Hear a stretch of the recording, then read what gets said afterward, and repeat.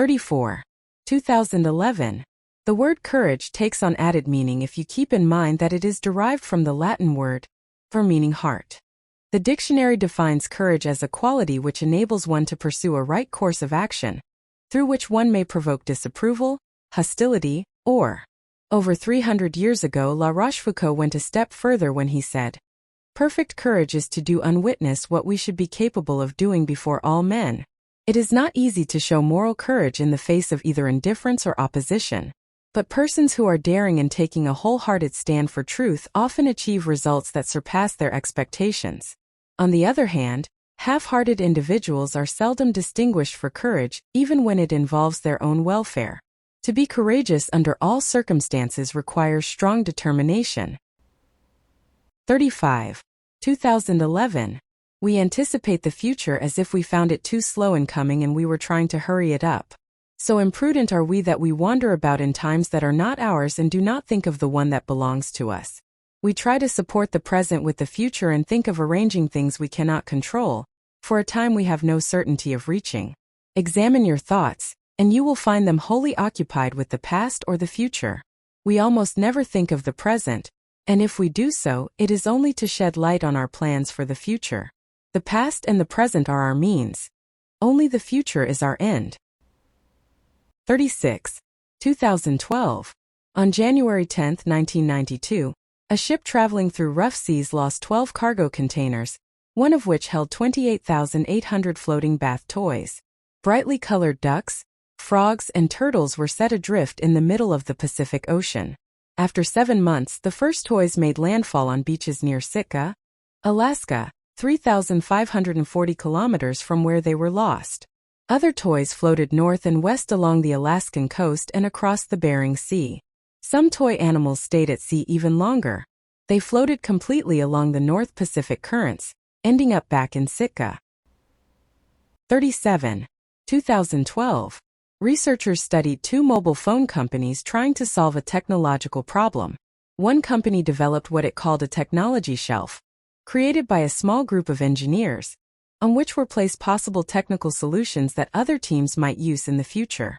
It also created an open-ended conversation among its engineers in which salespeople and designers were often included.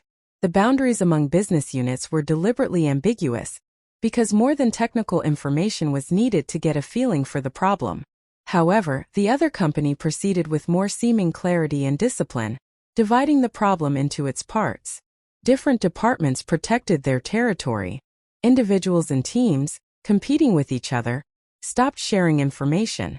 The 2 companies did eventually solve the technological problem, but the latter company had more difficulty than the former.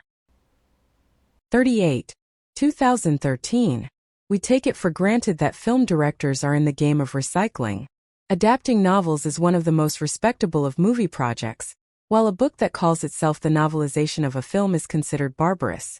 Being a hybrid art as well as a late one, film has always been in a dialogue with other narrative genres. Movies were first seen as an exceptionally potent kind of illusionist theater, the rectangle of the screen corresponding to the proscenium of a stage, on which appear actors. Starting in the early silent period, plays were regularly turned into films. But filming plays did not encourage the evolution of what truly was distinctive about a movie: the intervention of the camera and its mobility of vision. As a source of plot, character, and dialogue, the novel seemed more suitable. Many early successes of cinema were adaptations of popular novels. 39. 2014. I hope you remember our discussion last Monday about the servicing of the washing machine supplied to us 3 months ago. I regret to say the machine is no longer working. As we agreed during the meeting, please send a service engineer as soon as possible to repair it. The product warranty says that you provide spare parts and materials for free, but charge for the engineer's labor. This sounds unfair. I believe the machine's failure is caused by a manufacturing defect. Initially, it made a lot of noise and later it stopped operating entirely. As it is wholly the company's responsibility to correct the defect, I hope you will not make us pay for the labor component of its repair. 40. 2014. Oxygen is what it is all about.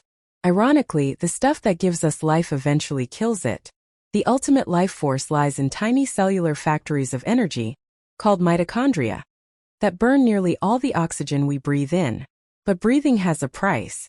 The combustion of oxygen that keeps us alive and active sends out byproducts called oxygen-free radicals. They have Dr. Jekyll and Mr. Hyde characteristics. On the one hand, they help guarantee our survival. For example, when the body mobilizes to fight off infectious agents, it generates a burst of free radicals to destroy the invaders very efficiently. On the other hand, free radicals move uncontrollably through the body, attacking cells, rusting their proteins, piercing their membranes and corrupting their genetic code until the cells become dysfunctional, and sometimes give up and die. These fierce radicals, built into life as both protectors and avengers, are potent agents of aging. 41. 2015. During the early stages when the aquaculture industry was rapidly expanding, mistakes were made, and these were costly both in terms of direct losses and in respect of the industry's image.